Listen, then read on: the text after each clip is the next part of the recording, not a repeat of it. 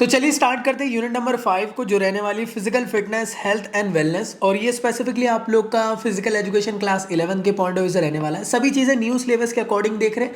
पुराने वीडियोस मत देखना भाई, क्योंकि उसमें काफी सारे टॉपिक डिलीटेड है। क्लियर दोस्तों? तो जो आप लोग को सिलेबस आया उसमें काफी नई नई चीजों को एड ऑन किया गया, तो हम सभी की सभी चीजों को कवर अप करने वाले। तो चलिए बढ़ते हैं आगे की तरफ। आगे बढ़ने से पहले मुझे इंस्टा में जरूर फॉलो अप कर लेना, साथ ही साथ टेलीग्राम के चैनल और ग्रुप दोनों को ज्वाइन कर लेना। सारी क्लास के अपडेट्स आप लोग को मिलते रहेगी।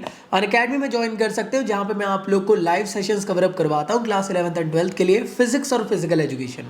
तो अगर आप मेरे साथ पढ़ना चाहते हैं तो वहां से आप लोग मेरे साथ कवर अप कर सकते हो। इसी के साथ साथ अनअकैडमी के सब्सक्रिप्शन में अभी 20% ऑफ चल रहा है, तो जल्द से जल्द आप इसको अवेल करें by using my code ZKIZAKI, और आप किसी भी सब्सक्रिप्शन को 20% ऑफ तक के पा सकते हो भाई। बहुत लिमिटेड टाइम के लिए रहने वाला है, लिंक डिस्क्रिप्शन में गिवन है। इसी के साथ अगर मेरे साथ फिजिक्स पढ़ना चाहते हैं तो मेरे फिजिक्स वाले चैनल को भी सब्सक्राइब कर लेना, और साथ ही साथ नोट्स को डाउनलोड करने के लिए मेरी वेबसाइट से जाकर डाउनलोड करें। तो क्या कंटेंट रहने वाला है, तो सबसे पहले मैं आपको बता देना चाहता हूँ, ये सारे के सारे टॉपिक हम लोग पढ़ने वाले जो न्यू सिलेबस के अकॉर्डिंग आप लोग को रहने वाला है। तो कुछ नए टॉपिक्स यहाँ पे एड ऑन करके दिए गए, तो उन सभी चीजों को हम लोग कवर अप करेंगे। तो सबसे पहले जो आप लोग का टॉपिक देखने को मिलता है उसका नाम है वेलनेस, हेल्थ, फिजिकल फिटनेस। इसमें हम लोग मीनिंग और इंपॉर्टेंस को जानना है। तो चलिए जानते हैं सबसे पहले फिजिकल फिटनेस क्या होता है। तो यार फिजिकल फिटनेस रिफर करता है to the maximum functioning capacity of a system of a body, that is called as physical fitness. कहा जाता ना कि अरे यार मैं वो गंजा उठाने गया था और मेरी कमर ही लचक गई। क्यों? क्योंकि आपकी बॉडी जो है वो सही तरीके से फंक्शनिंग नहीं कर पा रही है, फिट नहीं है आपकी बॉडी, फ्लेक्सिबिलिटी नहीं है उसके अंदर। ये सभी चीजों को फिजिकल फिटनेस के अंदर देखा जाता है। अब ये मत समझना कि फिजिकल फिटनेस के लिए कोई एक स्पेसिफिक डेफिनेशन है, अलग अलग तरीके से हम लोग फिजिकल फिटनेस को देखते हैं। अब कॉमन पर्सन के हिसाब से तो माना ऐसा जाता है कि जिसकी गुड फिजिक है, दिखने में बहुत एकदम आप लोग को पोस्चरल बढ़िया दिख रहा है, उसका मस्कुलर बॉडी शेप है,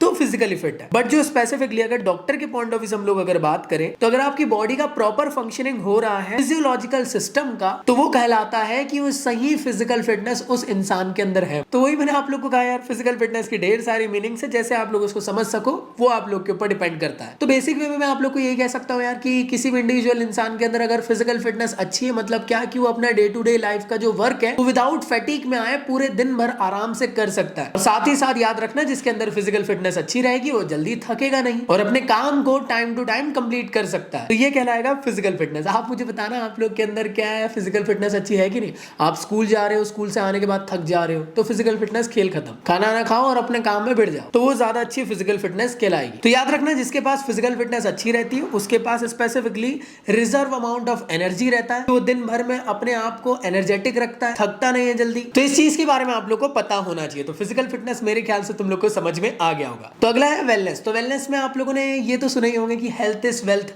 ये सुने होंगे ना कि सबसे बड़ी जो आप लोग की वेल्थ है वो क्या है? हेल्थ ही है। तो हेल्थ के एस्पेक्ट के बारे में आप लोग को वेलनेस बताता है। तो वेलनेस एक्चुअल में सभी टाइप के हेल्थ के जो पैरामीटर्स रहते हैं, एरिया रहते हैं, उन सबको कवर अप करता है। क्या physically, emotionally, spiritually, socially, environmentally, financially, intellectually, nutritionally, mentally, आप वेलनेस है कि नहीं आपके अंदर। तो वेलनेस क्या होती है? Basically wellness is an active process of becoming aware of and making choice toward the healthy and fulfil life. तो मेरे ख्याल से क्लियर है। तो वेलनेस पूरी तरीके से हेल्थ के ऊपर बात करता है। अब ये मत सोचना कि वेलनेस सिर्फ इसकी बात करता है कि अरे यार भाई आप बीमार नहीं हो मतलब आप हेल्दी हो तो ठीक है वेलनेस। नहीं, ये एक बहुत ही डायनामिक प्रोसेस है। इसमें ग्रोथ एंड डेवलपमेंट की भी बात की जाती है कि ठीक है भाई आप बीमार नहीं हो, लेकिन आपको ग्रोथ एंड डेवलपमेंट करना है अपनी बॉडी का, जिसके थ्रू आप लोग की लाइफस्टाइल और ज्यादा से ज्यादा हेल्दी हो सके। तो याद रखना, वेलनेस के अंदर जितने भी एरिया हेल्थ के रिगार्डिंग कवर अप हो रहे हैं, ये जितने भी पॉइंट्स मैंने आप लोग को अभी बताया, अगर ये सभी के सभी कंपोनेंट्स किसी इंसान के अंदर आप लोग को देखने को मिल रहे हैं, तो मैं कह सकता हूं उसके ओवरऑल वेलबींग पे ये काफी ज्यादा अफेक्ट करेगा। तो याद रखिएगा इसके बारे में। अब बात कर लेते हैं कि यार फिटनेस और वेलनेस होने का क्या फायदा। फिटनेस मतलब क्या? फिजिकली फिट हो,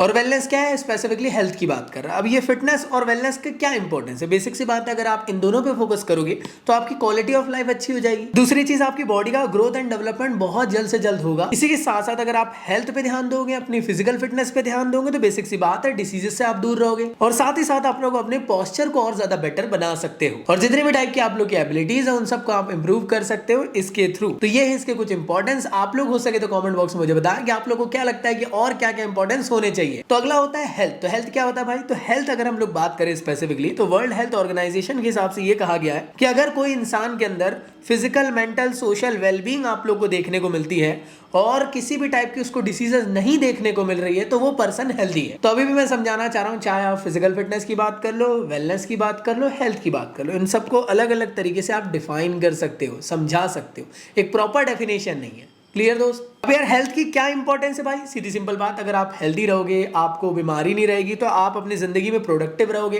काम टाइम टू टाइम करोगे, जो भी आप लोग को स्पेसिफिक गोल अचीव करना है वो कर पाओगे, डिसीजेस से बच के रहोगे, कोई बीमारी नहीं आएगी, तो आप लोग तंदुरुस्त जिंदगी जियोगे। इसके अलावा आपकी मेंटल हेल्थ अच्छी रहेगी, क्योंकि याद रखो फिजिकल हेल्थ जितनी आपकी इंपॉर्टेंट होती है उतनी ज्यादा आपकी मेंटल हेल्थ भी इंपॉर्टेंट होती है। इसके अलावा आप लोग लॉन्ग टर्म तक के अपनी सस्टेनेबिलिटी को बढ़ा सकते हो किसी भी इंडिविजुअल काम के लिए। ये सभी के सभी हेल्थ के पैरामीटर होते हैं। इसके अलावा आप मुझे कमेंट बॉक्स में बताओ आप लोगों को क्या लगता है कि और क्या क्या इंपॉर्टेंस हो सकते हैं हेल्थ के। अगला स्पेसिफिक टॉपिक है component of health, physical fitness and wellness के बारे में जानते हैं। तो सबसे पहले हम लोग जान रहे हैं फिजिकल फिटनेस के क्या क्या कंपोनेंट है। तो इसमें सबसे पहला होता है स्ट्रेंथ। तो यार इंडिविजुअल पर्सन की स्ट्रेंथ डिफर कर सकती है पर्सन टू पर्सन। अब स्ट्रेंथ होती क्या है, तो कितना मसल्स फोर्स एक्सर्ट कर रही है वो कहलाता है आप लोग का स्ट्रेंथ। मतलब क्या, मैं हो सकता है एक पर्सन को कहूं कि यार एक सिलेंडर उठा लो और दूसरे से कहूं उठाओ, तो वो ना उठा पाए, एक उठा ले। क्यों?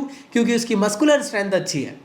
तो स्ट्रेंथ बहुत ज्यादा इंपॉर्टेंट रोल प्ले करती है फिजिकल फिटनेस में। जो ज्यादा फिट पर्सन रहते हैं उनकी स्ट्रेंथ ज्यादा अच्छी रहती है, तो इसके बारे में तुम्हें पता रहना चाहिए। और अगर मस्कुलर बॉडी रहेगी तो मसल्स फोर्स एक्सर्ट करती है, और फोर्स एक्सर्ट करेगी तो डेफिनेटली ज्यादा से ज्यादा वो अच्छी फिजिकल फिटनेस दिखा पाएगी आप लोग को। तो मेरे ख्याल से क्लियर है। दो टाइप की आप लोग की स्ट्रेंथ होती है, पहला होता है डायनेमिक, दूसरा होता है स्टैटिक।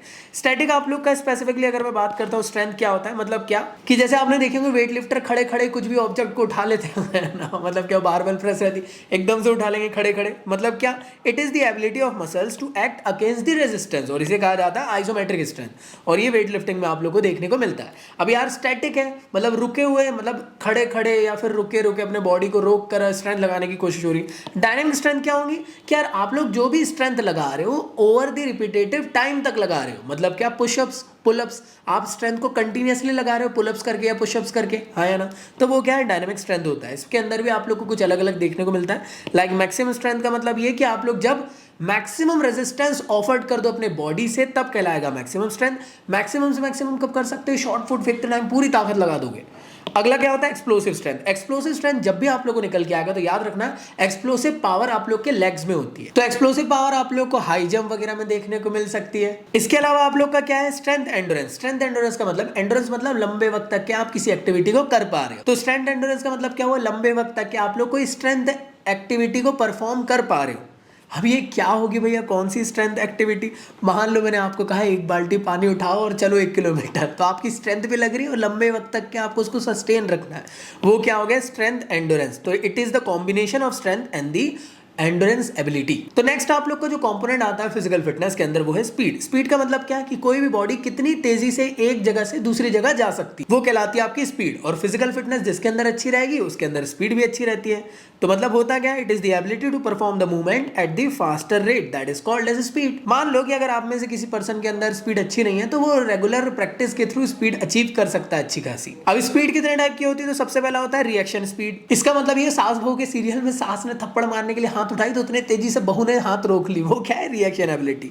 तो it is the ability to respond to a given stimulus as quickly as possible. अगला होता है मूवमेंट स्पीड। इसका मतलब होता है कि आप लोग स्पेसिफिक मूवमेंट कर रहे हो कम से कम वक्त के अंदर, वो कहलाएगा आप लोग का मूवमेंट स्पीड। जैसे जंपिंग में आप देखते होंगे, थ्रोइंग में आप लोग देखते होंगे, किकिंग करने में आप लोग देखते होंगे, जहां पे एकदम से आप लोग को स्पीड अचीव करनी रहती है मिनिमम टाइम के अंदर। अगला होता है एक्सेलरेशन स्पीड। एक्सेलरेशन स्पीड के बारे में तो आप समझते होंगे ना, अगर आप रेसिंग कर रहे हो तो स्टार्टिंग में स्पीड थोड़ी धीरे रहती है और फिर जैसे जैसे आप डिस्टेंस कवर अप करते जाओगे तो तेजी से अपनी एक्सेलरेशन को, मतलब अपनी स्पीड को आप लोग मैक्सिमम करते जाओ, तो होगा एक्सेलरेशन स्पीड। तो अगला होता है एंडोरेंस। तो एंडोरेंस के बारे में मैंने आप लोग को समझा दिया, लंबे वक्त तक के किसी एक्टिविटी को परफॉर्म करना, वो कहलाएगा एंडोरेंस। तो it is the ability to sustain और कंटिन्यूअस एक्टिविटी। याद रखिएगा एंडोरेंस आप लोग का काफी ज्यादा इंपॉर्टेंट होता है। अगर किसी के अंदर एंडोरेंस सही नहीं है तो जल्दी फटीग उसको हो जाएगा, जल्दी थक जाएगा। तो याद रखिएगा काफी सारे ऐसे मेजर स्पोर्ट्स आपको आज के टाइम में देखने को मिलेंगे जिसमें यार आपको एंडोरेंस रखना जरूरी है। लाइक फुटबॉल, बार बार इधर से उधर दौड़ते रहना पड़ता है, आदमी थक जाता है। अगर थक गया मतलब खेल खत्म, मतलब उसका एंडोरेंस लेवल अच्छा नहीं है। अगला क्या होता है, टाइप्स ऑफ एंडोरेंस। तो याद रखना अलग अलग टाइप के आप लोग को एंडोरेंस देखने को मिलने वाले। सबसे पहला होता है एनारोबिक एंडोरेंस, जिसको हम लोग शॉर्ट टर्म एंडोरेंस कहते हैं। तो याद रखिएगा ये होता क्या है, it is an ability to carry a physical activity without an adequate supply of oxygen. It is required in the sports where energy required is heavy but for a short duration. जहां पे ज्यादा से ज्यादा energy लगेगी लेकिन short duration के लिए, like football hockey खेलते टाइम आप लोग को ये शॉर्ट टर्म एंडोरेंस की जरूरत पड़ती है। अब अगला होता है एरोबिक एंडोरेंस, जिसको लॉन्ग टर्म एंडोरेंस भी कहते हैं। मान लो अगर आप लोग को मैं कह रहा हूं कि लंबे वक्त तक के आप लोग को दौड़ना है या लंबे वक्त तक के साइकिलिंग करना है 20 किलोमीटर 30 किलोमीटर तक के, तो वहां पे आप लोग को क्या चाहिए, लंबे टाइम तक के आप लोग को सप्लाई ऑफ ऑक्सीजन चाहिए, सो दैट आप फिजिकल एक्टिविटी को अच्छे से परफॉर्म कर सको और वो भी बिना फैटिग में आए, तो वो क्या कहलाएगा, लॉन्ग टर्म एंडोरेंस। तो इसके एग्जांपल में आप मैराथन भी लिख सकते हो। इसके बाद नेक्स्ट आता है आप लोग का फ्लेक्सिबिलिटी। फ्लेक्सिबिलिटी का मतलब कि अगर आपका रेंज ऑफ मोशन बॉडी का बेटर है वो कहलाएगा फ्लेक्सिबिलिटी। मतलब क्या, जो आपको अब रेंज ऑफ मोशन का हो तो जॉइंट्स में होता है ना, तो जॉइंट्स का रेंज ऑफ मोशन ज्यादा अच्छा होगा तो फ्लेक्सिबिलिटी अच्छी होगी। तो होता क्या है, flexibility is when the joint can move to their maximum range, that is called flexibility. हम कह सकते हैं it is the ability to execute movement with the greater range, that is called as flexibility. अभी जो specific flexibility है ये कैसे achieve की जा सकती है भाई, प्रॉपर ट्रेनिंग के थ्रू आप लोग इसको अचीव कर सकते हो। फ्लेक्सिबिलिटी से क्या हेल्प होता है आप लोग को भाई, आप लोग को इंजरी से बच सकते हो, पोस्चर अच्छा रह सकता है, हेल्दी जॉइंट आप लोग के रहेंगे और प्रॉपर आप लोग का यहाँ पे बैलेंस इंप्रूव होगा। अब अगर मैं बात करूँ कितने टाइप की आप लोग की फ्लेक्सिबिलिटी होती है, तो दो टाइप की होती है। एक होती है एक्टिव फ्लेक्सिबिलिटी, ऐसे टाइप की फ्लेक्सिबिलिटी जिसमें कि आप अकेले अकेले खुद के थ्रू हाथों को इधर उधर खींच लिए और फ्लेक्सिबिलिटी अचीव कर लिए। पैसिव फ्लेक्सिबिलिटी मतलब कि वो निब्बा निब्बी देखे होंगे जिम में, जो एक दूसरे की स्ट्रेचिंग करते रहते हैं, मतलब क्या, ऐसे टाइप की फ्लेक्सिबिलिटी जो अचीव की जा रही है विद द एक्सटर्नल हेल्प के थ्रू, that is called as passive flexibility. अब जो एक्टिव फ्लेक्सिबिलिटी था ये दो हिस्से में डिवाइड होता है, एक होता है स्टैटिक फ्लेक्सिबिलिटी, दूसरा होता है डायनेमिक फ्लेक्सिबिलिटी। तो स्टैटिक फ्लेक्सिबिलिटी का मतलब ये कि आप लोग खड़े खड़े ही फ्लेक्सिबिलिटी अचीव करने की कोशिश कर रहे हो, मतलब खड़े खड़े टो टच कर दिए या चक्रासन कर लिए, तो आप लोग का स्टैटिक फ्लेक्सिबिलिटी कहलाएगा। अगला होता है डायनेमिक फ्लेक्सिबिलिटी। तो डायनेमिक फ्लेक्सिबिलिटी में तुम लोग क्या करते हो, फ्लेक्सिबिलिटी को अचीव कर रहे हो but with the help of motion, है ना, मतलब जिम्नास्टिक कर लिए, डाइविंग कर लिए, इसके थ्रू अगर आप लोग फ्लेक्सिबिलिटी अचीव कर रहे हो तो वो कहलाएगा डायनेमिक फ्लेक्सिबिलिटी। इसके बाद नेक्स्ट होता है कोऑर्डिनेटिव एबिलिटी, काफी इंपॉर्टेंट है। कोऑर्डिनेटिव एबिलिटी का मतलब समझना ध्यान से, इसका मतलब ये होता है कि जो भी बॉडी का मूवमेंट तुम लोग कर रहे हो, अगर तुम उसे परफेक्शन और इफेक्टिव वे में कर रहे हो तो वो कहलाता है coordinative ability. That means it is the ability of an body to perform the movement with the perfection and efficiency, that is called as coordinative ability. मान लो आप लोग कोई फ्लेक्सिबिलिटी की एक्सरसाइज कर रहे हो, अगर आप लोग उसको स्मूथली और एक्यूरेटली परफॉर्म कर रहे हो उस एबिलिटी को, तो वो कहलाएगा कोऑर्डिनेटिव एबिलिटी। तो चलिए बात करते हैं अगला, जिसका नाम है कंपोनेंट ऑफ वेलनेस। तो वेलनेस क्या होता है, इसके बारे में हम लोगों ने समझ लिया कि रिस्पेक्टिवली हेल्थ रिलेटेड बातें करता है। अब जानते हैं इसके कंपोनेंट क्या है। सबसे पहला होता है फिजिकल वेलनेस, क्या चीज है। तो फिजिकल वेलनेस का मतलब क्या है कि आप लोग यार अगर अपनी फिजिकल अपीयरेंस को बेटर बना लेते हो प्रॉपर न्यूट्रिशन के थ्रू, रेगुलर एक्सरसाइजेस के थ्रू, तो आप लोग का बेस्ट शेप और साइज आ जाएगा,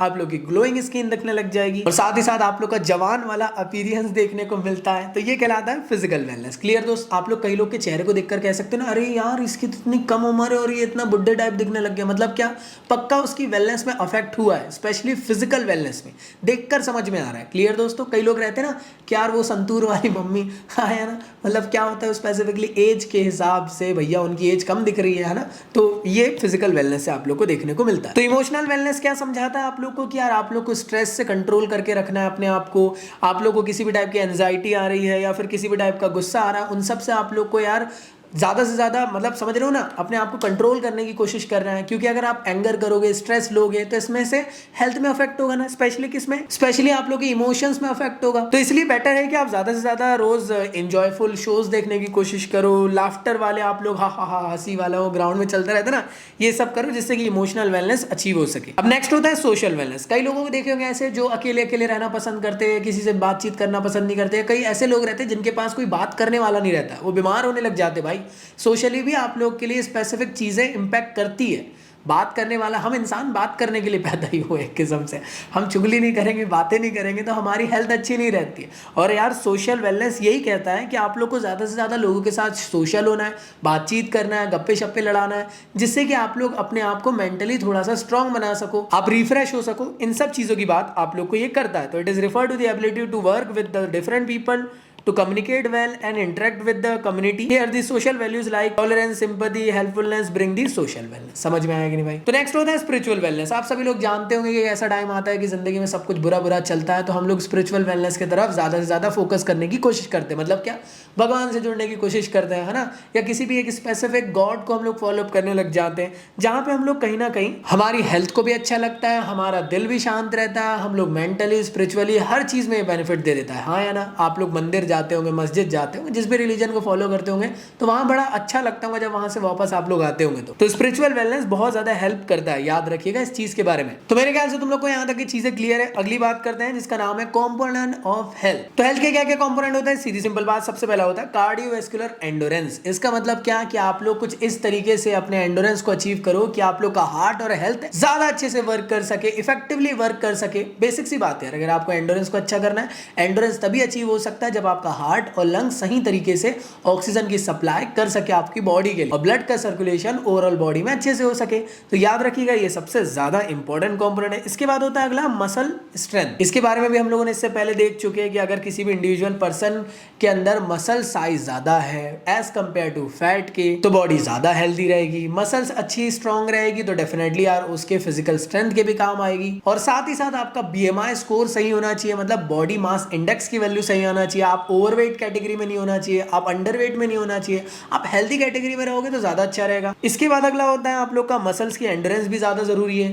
ऐसा नहीं है कि यार कुछ थोड़ा सा काम करे तो आप लोग थक गए। इसके बाद है फ्लेक्सिबिलिटी अच्छी होनी चाहिए। फ्लेक्सिबिलिटी अच्छी रहेगी तो हेल्थ भी अच्छी रहेगी डेफिनेटली। क्यों? क्योंकि फ्लेक्सिबिलिटी आप लोग को बताता है जॉइंट्स की कितनी ज्यादा हेल्थ अच्छी है, क्योंकि जॉइंट्स में अगर रेंज ऑफ मोशन अच्छा रहेगा तो फ्लेक्सिबिलिटी अचीव हो पाएगी। तो चलिए भाई बात करते हैं नेक्स्ट टॉपिक के, जिसका नाम है traditional sports and regional games for promoting wellness. आप लोग मुझे बताओ, आपने बचपन में ऐसा कौन सा ट्रेडिशनल स्पोर्ट्स खेले जो आपको सबसे ज्यादा फेवरेट है आप लोग के लिए? मुझे कमेंट बॉक्स में बताना। चलिए भाई आगे बात करते हैं। तो याद रखना, जितने भी स्पोर्ट्स एंड गेम का ओरिजिन आप लोग को देखने को मिलेगा तो वो सोसाइटी से ही आप लोग को, ये सोसाइटी से ही इन्फ्लुएंस होते हुए आप लोग को देखने को मिलने वाला है। तो पहले के टाइम पे आप लोग जानते होंगे कि हम लोग आदि मानव थे, है ना, हम लोग स्टोन एज के टाइम पे रहा करते थे। उस टाइम पे आर्चरी बहुत ज्यादा इंपॉर्टेंट हो जाया करती थी हंटिंग के लिए, और आगे जाके वही हमारे सोसाइटी का पार्ट बना, एक ट्रेडिशनल स्पोर्ट्स बन गया। आज के टाइम पे भी हम आर्चरी जैसा स्पोर्ट्स इवेंट ऑर्गेनाइज कराते हैं। इसी के साथ साथ कई सारे लोग एक साथ जब गैदर होते हैं, फैमिली फंक्शन से लेकर कुछ भी, तो यार वहां पे एक इंटरेस्टिंग सा इंडोर गेम हम लोग क्या खेलते हैं, अंताक्षरी खेलते हैं, जहां पे एक दूसरे को सॉन्ग वॉन्ग सुनाए जाते हैं, जिसके थ्रू सोशल इंटरेक्शन ज्यादा अच्छा हो पाता है। इसी के साथ साथ कई बार ना हम हमारे इमोशंस को एक्सप्रेस करने के लिए कुछ ऐसे डांस के फॉर्म करते हैं जो हमारे एक्चुअल इमोशन कल्चर को एक्सप्लेन कर पाता है। इसके अलावा हमारे कंट्री में भी आप लोग को डिफरेंट डिफरेंट फॉर्म के ट्रेडिशनल स्पोर्ट्स देखने को मिलेंगे, जिसका रूट हमारे देश से ही निकला है। जैसे कि मैं आपको बताना चाहता हूं कि यार महाभारत टाइम से ही चॉपर नाम का एक गेम खेला जाता था, जो कि आगे जाके यार लूडो का एक किस्म से मतलब पूर्वज है चॉपर, क्लियर दोस्त। और आर्चरी वगैरह भी काफी ज्यादा फेमस थी महाभारत पीरियड में। आज के टाइम तक के हम लोग उस चीज को कंटिन्यू कर रहे हैं। इसी के साथ साथ देखें ना, बोट रेस बहुत ज्यादा फेमस है, जो आपने केरला में देखे होंगे, जिसका नाम है वल्लम काली। बहुत लंबी सी बोट रहती है, देखे होंगे ना आप लोगों ने वाला इवेंट। मैं आपको फोटो दिखा रहा हूँ, होप सो आप लोगों ने देखे जरूर होंगे। तो ऐसे ढेर सारे स्पोर्ट्स इवेंट हमको देखने को मिलते हैं। इसके थ्रू लोग क्या करते हैं, एक दूसरे के साथ सोशली इंटरेक्ट कर पाते हैं, अपने आप को फिजिकली फिट रखा पाते हैं। ये बहुत ज्यादा इंपॉर्टेंट होता है। इसलिए तो हमारे मम्मी पापा हमको शाम को खेलने के लिए बाहर भेजते थे। क्यों? क्योंकि उनके मम्मी पापा ने उनको भेजे। क्यों? क्योंकि इसका इंपॉर्टेंस ये कि हमारा ग्रोथ एंड डेवलपमेंट हो पाएगा। खेलना कूदना जरूरी होता है यार। तो अगर मैं बात करता हूँ कौन कौन से ट्रेडिशनल स्पोर्ट्स और रीजनल गेम्स आप लोग को देखने को मिलते हैं, तो सबसे पहला होता है बोर्ड गेम, जिसमें आप लोग लूडो हो गया, या फिर आप लोग शतरंज हो गया, चेस वगैरह आप लोग देखते हो, जो इंडिया से ही आप लोग को देखने को मिले हैं। अगले होते हैं ऐसे गेम जो कि एनिमल्स के साथ हम लोग खेलते करते हैं, एनिमल्स के हेल्प के साथ हम लोग खेलते हैं, जैसे हॉर्स राइडिंग हो गया, पोलो हो गया। ये सभी आप लोग को हमारे एंशिएंट स्पोर्ट्स देखने को मिलेंगे, और ये एंशिएंट स्पोर्ट्स आज तक के कंटिन्यू है। इसके बाद अगर मैं बात करूं, टीम गेम आप लोग को देखने को मिल जाएंगे, लाइक खो खो, कबड्डी। ये स्पेसिफिकली इनका रूट जो है इंडिया में आप लोग को देखने को मिलेगा। इसी के साथ साथ कुछ प्ले गेम्स आप लोग को देखने को मिलने वाले, लाइक गिल्ली डंडा हो गया। ये सभी आप लोग को इंडिया के ओरिजिन स्पोर्ट्स इवेंट देखने को मिलेंगे। इसी के अलावा आप लोग को अत्या पत्या नाम का एक तमिल लिटरेचर में गेम है, वो मेंशन है, वो आज के टाइम में भी खेला जाता है। इसके अलावा कुछ आप लोग को इंडियन जिम्नास्टिक्स देखने को मिलेंगे, जो आज के टाइम तक के आप लोग को कंटिन्यू है, जैसे कि मलखम हो गया। इसे इंडियन ओरिजिन का आप लोग को दिखने वाला है। मलखम एक किस्म से इंडियन फॉर्म ऑफ जिम्नास्टिक होता है। इसी के साथ साथ आप मुझे कमेंट बॉक्स में बताएं कि आपने बचपन में ऐसे कौन से स्पोर्ट्स खेले हो जो आज तक आप लोग को याद है और वो एक ट्रेडिशनल स्पोर्ट्स रहे हो। तो नेक्स्ट होता है आप लोग का leadership through the physical activity and sports. मतलब क्या, कैसे आप लीडरशिप क्रिएट कर पाओगे फिजिकल एक्टिविटी और स्पोर्ट्स क्रिएट करा के। स्कूल में देखते होंगे ना, लीडरशिप क्रिएट कराने की कोशिश की जाती है, जैसे स्कूल कैप्टन बना दिया गया, या फिर स्कूल के अंदर आप लोग देखते हुए हाउस कैप्टन बता दिए जाते थे, अलग अलग आप लोगों को डिपार्टमेंट दे दिए जाते थे। स्पोर्ट्स इवेंट जब ऑर्गेनाइज होता था आपके स्कूल में, तो अलग अलग आप लोग को एक्टिविटी दे दी जाती थी जो आप लोग को निभानी रहती थी। तो चलिए स्टार्ट करते हैं लीडरशिप से। तो लीडरशिप होती क्या है? बेसिक सी बात कि एक ऐसा पर्सन जो अपने अंदर ऐसी क्वालिटीज रखता है जो लीडर वाली होती हो। अब ये लीडर क्या होता है भैया, तो आइए जानते हैं। तो leader is one who is the power in authority, जिसकी बात लोग सुनते हो, जिससे लोग इन्फ्लुएंस होते हो। अगर कुछ गलतियां उस इवेंट में हो रही हैं या चीजों में हो रही है तो वो लीडर उसको सही करता है। तो लीडर एक बहुत पावरफुल पर्सन होता है जिसके पास सारी अथॉरिटीज आप लोग को देखने को मिलती है, और उसकी लीडरशिप में आप लोग देखते हो कि जो भी स्पेसिफिक इवेंट हो रहा है या फिर ऑर्गेनाइजेशन है या कुछ भी चीज है वो ज्यादा से ज्यादा सक्सेसफुल हो पाती है। तो बेसिकली आइए जानते हैं, leadership can be defined as the certain set of characteristic behaviour और style that one exhibit on the day to day life through one's thought, word and action. तो होप सो तुम लोग को क्लियर है। अगर तुम चाहो तो ये वाली डेफिनेशंस को भी अपने पॉइंट ऑफ व्यू से आप लोग लिख सकते हो। तो मेरे ख्याल से तुम लोग को लीडर समझ में आ गया, लीडरशिप समझ में आ गया। अब जानते हैं कि ऐसी कौन सी क्वालिटीज होनी चाहिए एक अच्छे लीडर के अंदर। तो आप लोग को लगभग 10 क्वालिटीज के बारे में बताने वाला हूं। तो सबसे पहला होता है फिजिकल फीचर अच्छे होने चाहिए एक लीडर के अंदर। दूसरी चीज इंटीग्रिटी की भावना उसके अंदर होना चाहिए, क्योंकि लीडर जब तक के लोगों को इंटीग्रेट करना नहीं सीख पाएगा तो वो लीडर बन ही नहीं सकता है। उसके अंदर नॉलेज ज्यादा से ज्यादा भरपूर मात्रा में अवेलेबल होना चाहिए, क्योंकि लीडर के पास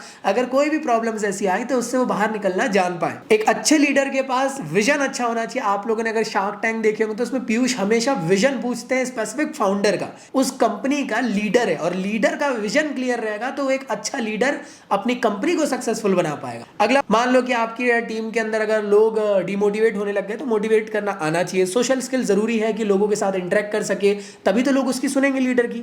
डिसीजन लेने लायक उसके अंदर क्षमता होनी चाहिए, क्योंकि उसको लीडर बनाया गया है, सभी उसी के सुनने वाले, सारी अथॉरिटी उसी के हाथ में। कम्युनिकेशन स्किल अच्छी होनी चाहिए। सेल्फ कॉन्फिडेंस बहुत ज्यादा जरूरी है। ऐसा नहीं कि भाई जाके तू बात कर ले, अब तो तू लीडर क्यों बना है। इनिशिएटिव लेने आने चाहिए उसको। ये सभी चीजें इंपॉर्टेंट होती है एक अच्छे लीडर बनाने के लिए। इसके बाद कैसे यार लीडर्स फिजिकल एजुकेशन के थ्रू बनते हुए दिखते हैं आप लोग। तो याद रखो यार, आप लोग को ना बचपन से एक लीडरशिप वाली क्वालिटी डेवलप कराने की कोशिश हर स्कूल में की जाती है। कुछ ऐसे इंटरेस्टेड स्टूडेंट्स रहते हैं जो हर काम को करने के लिए हमेशा रहा करते थे रेडी। अगर मॉनिटर बनाना है या फिर डस्टर मॉनिटर बनाना है तो एक ना एक इंसान आता था आगे। वो आगे जाके ना यही चीजों के थ्रू क्वालिटीज उसकी डेवलप होती थी। क्यों?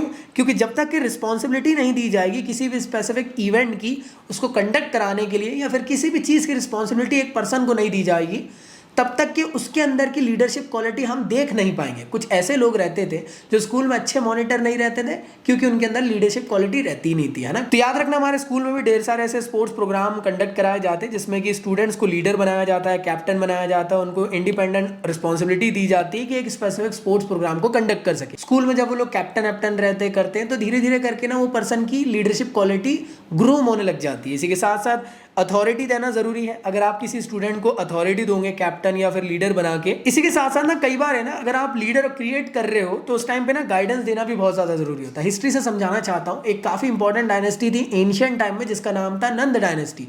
उसके आखिरी रूलर थे जिनका नाम था धनानंद।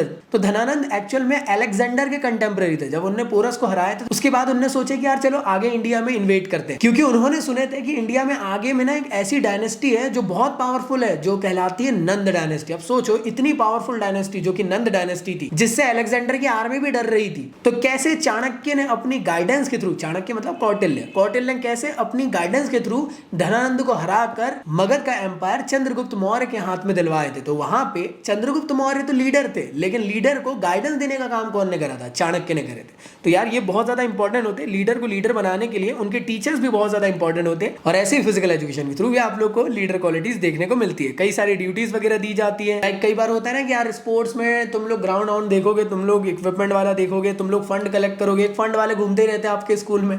तो ये सब चीजें देना जरूरी है, तभी तो लीडरशिप क्वालिटी डेवलप हो पाएगी। और कुछ टेक्निकल टिप्स के बारे में भी यार लीडर को हेल्प करनी चाहिए, सो दैट वो अपने आप को और ज्यादा बेटर बना सके, अपनी लीडरशिप की एबिलिटी को और ज्यादा इंप्रूव कर सके। तो ऐसे करके यार लीडर्स क्रिएट होते हैं फिजिकल एजुकेशन के थ्रू। तो होप सो तुम लोग को यहाँ तक के सारी चीजें क्लियर हो चुकी होंगी। आखिरी टॉपिक की तरफ बढ़ते हैं। आई नो ये चैप्टर हो सकता है तुम्हें बड़ा लग रहा होगा, लेकिन अब क्या करें यार, सीबीएसई ने इस चैप्टर को बड़ा कर दिया है। चलिए भाई, तो सबसे पहले बात करते हैं फर्स्ट एड क्या होता है। तो फर्स्ट एड क्या है? बेसिक सी बात, एक ऐसे टाइप का प्रोसेस जहां पे आप प्रिलिमिनरी ट्रीटमेंट प्रोवाइड कर रहे हो। मान लो खेल कूद टाइम पे चोट लग गई, किसी को बहुत खून निकलने लग गया, तो प्रिलिमिनरी ट्रीटमेंट मतलब इनिशियल ट्रीटमेंट प्रोवाइड करने का काम फर्स्ट एड करता है। कई बार क्या होता है ना कि ये फर्स्ट एड बहुत ज्यादा बेनिफिशियल रहता है। कई बार क्या होता है ना कि इंजरी अगर मान लो बहुत ज्यादा हो गई, ब्लड बहने लग गया, लेकिन अगर फर्स्ट एड कर दिया गया तो उसका ब्लड लॉस होने से बच गया।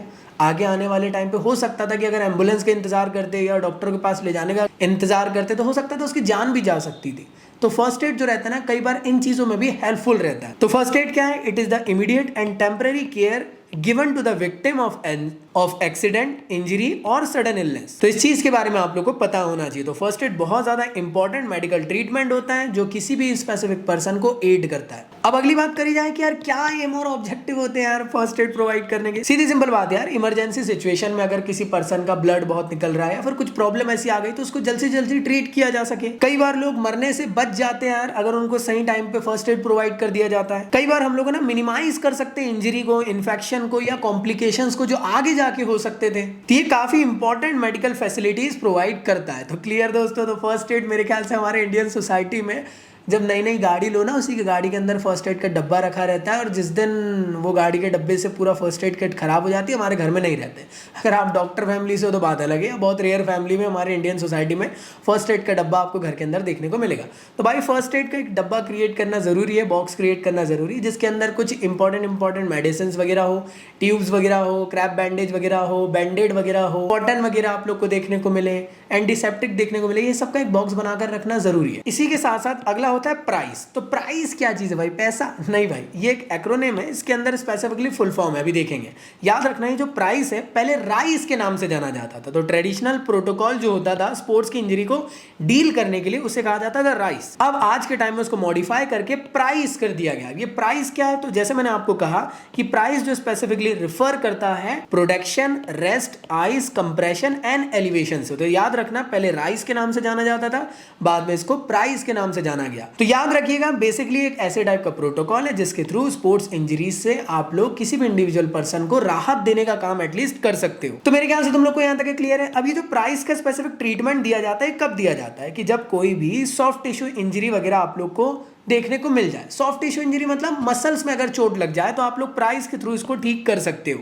तो प्राइस एक ऐसी प्रोसीजर है जिसमें सबसे पहले प्रोटेक्ट किया जाता है। मान लो कोई भी इंडिविजुअल पर्सन, ऐसा नहीं कि उसको और डैमेज कर दी, पैर टूट गया और 2 लात मार दी उसमें, क्लियर भाई, पहले उसको बचाना जरूरी है। अगला क्या होता है? रेस्ट। भाई ठीक है आप गिर गए हो, अब लेट जाइए चुपचाप से, ज्यादा तूफान मत बनिए। इसके बाद होता है आइसिंग। तो आइसिंग से क्या होता है ना, कई बार जो भी पेनफुल एरिया रहता है वहां पे हील करने का काम आइस करता है। इसलिए यहाँ पे लिखा गया है कि आप लोग को आइस का यूज करना है जो कि स्वेलिंग वगैरह से बचा सकता है। जब ये सब चीजें हो जाए तो उसके बाद कंप्रेशन करना जरूरी है। मान लो कि जहां पे इंजरी आई है वहां पे आप लोग किसी भी टाइप का क्रैप बैंडेज बांध सकते हो या फिर आप लोग इस तरीके से बैंड बना सकते हो सो दैट स्वेलिंग जो है वो और ज्यादा एक्सटेंड ना हो। इसके बाद क्या होता है, कई बार देखते हो ना आप लोग को पैर में चोट लग गई तो आपकी मम्मी क्या करती है, 2 पिलो यूज करके या लोड यूज करके आपको पैर को ऊपर कर दिया जाएगा सो दैट एलिवेशन बहुत ज्यादा जरूरी होता है। तो अगला होता है एलिवेट करना, जो एक किस्म से सपोर्ट देता है जिसके थ्रू जल्दी से जल्दी आपकी इंजरी हील हो पाती है। तो ये काफी ज्यादा इंपॉर्टेंट है। याद रखना मेजर टाइम पे जैसे कुशन सरफेस प्रोवाइड कर दिया जाता है, पैर वैर टूट गया उस टाइम पे आपको रखने के लिए, जैसे एलिवेट किया गया यहाँ पे इसके पैर। तो ये होता है प्राइस। आई होप तुम लोग को यहाँ तक क्लियर हो चुका होगा। चैप्टर बड़ा था आज का, आई होप आप लोग को समझ में आया और सभी चीज़ों को आप लोगों ने अच्छे से समझ पाए होंगे। और थैंक यू सो मच, दिल से बहुत बहुत शुक्रिया आज के इस प्यारे से सेशन को अटेंड करने के लिए। इसी के साथ साथ अगर आप मेरे साथ फिजिक्स पढ़ना चाहते हो तो फिजिक्स वाले चैनल को ज्वाइन मार लेना। साथ ही साथ अगर मेरे साथ लाइव सेशन ज्वाइन करना चाहते हो तो अनअकैडमी में मेरे साथ आ सकते हो, जहाँ पे मैं क्लास 11 और 12 के लिए पढ़ाता हूँ फिजिक्स और फिजिकल एजुकेशन। और हमेशा दिल से रिश्ता जोड़ने के लिए आप लोग मेरे साथ इंस्टा पे ज्वाइन हो सकते हो, टेलीग्राम के चैनल और ग्रुप को तो ज्वाइन कर ही लेना। तो चलिए एंड करते हैं आज के इस वीडियो को। इस पूरे के पूरे वीडियो को देखने के बाद जैसे मैंने आप लोगों को कहा, इस बुक को अच्छे से रीड कर लेना। ये बुक रीड करना बहुत ज़्यादा ज़रूरी है क्योंकि बुक के थ्रू तुम्हारा नॉलेज और ज़्यादा गेन हो पाता है। तो जो मैंने समझाया उसको बस एक बार बुक से अच्छे से रीड कर लो। ये बुक के लिंक मैंने आपको डिस्क्रिप्शन में दे दिया हूँ, बहुत बेहतरीन बुक है, इसके थ्रू आपकी अच्छी पढ़ाई हो जाएगी। तो चलिए एंड करते हैं आज के इस वीडियो को, मिलता हूँ नेक्स्ट वीडियो में, जब तक के लिए गुड बाय।